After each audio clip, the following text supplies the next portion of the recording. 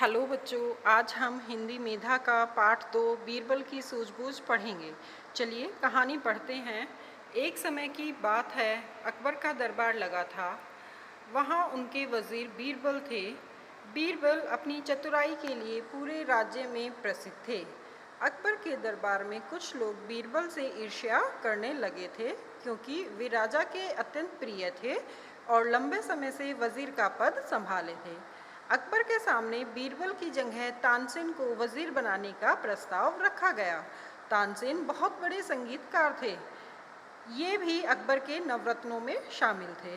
अकबर ने बीरबल और तानसेन में से किसे नया वज़ीर चुना जाए, इसकी परीक्षा लेनी चाहिए। एक दिन अकबर ने दोनों को दरबार में बुलाया और एक पत्र देकर दूसरे देश के राजा के पास भेजा। कई दिनों की यात्रा के बाद जब दोनों पत्र लेकर वहां पहुंचे तो उस पत्र को पढ़ा गया। पत्र में दोनों को फांसी पर चढ़ाने की सजा लिखी थी। सजा को सुनकर तानसेन भयभीत हो गए।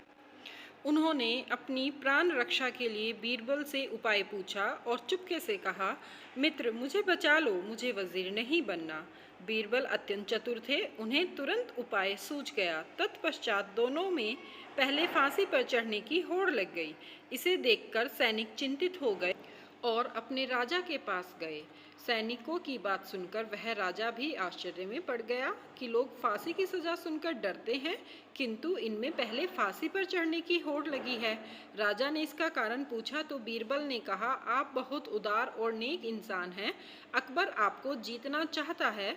अकबर के गुरु ने बताया कि आप जैसे नेक इंसान को हराया नहीं जा सकता। यदि निर्दोष को सजा देंगे तो आपके पुण्य कर्म में कमी आ जाएगी और फिर आपको आसानी से जीता जा सकता है। बीरबल की बात सुनकर उस राजा ने कहा कि हम निर्दोष को फांसी नहीं देंगे। बीरबल और तानसेन को छोड़ दिया गया। दोनों अकबर के दरबार में सकुशल लौट आए। बीरबल की चतुराई से अकबर प्रसन्न हो गए और उन्होंने बीरबल को ही वजीर के पद पर बनाए रखा। धन्यवाद।